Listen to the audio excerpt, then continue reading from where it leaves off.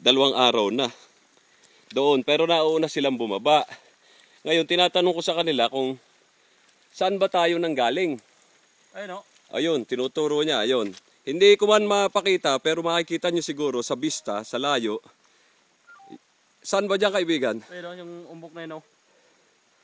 Pero ganun kalayo kasi 4 na oras na kami naglalakad eh. Ayun, tama yun. Ngayon pala kami nakadating dito. Oo. So, ayan ang aming nilakad. Tapos, ayan, paakyat to. Hindi ko alam kung ganong kadaming steps. Pero kanina, ay kahapon, may biniling ako. 300 steps pataas. Oo. 45 degrees. Yun. Ito ang ating mga kababayan na taga Paglitaw, di ba? Oo. Ayan, papauwi na sila. Siguro darating, ngayon alas 4, darating sila doon dahil mabilis silang maglakad. Wala pang alas 5:30. Kami naman, konti lang yung lalakarin. Darating din kami alas 5:30. So, depende sa lakad. So, maraming salamat. Sige. Kita ulit tayo Pebrero. Oo. Sige, thank you.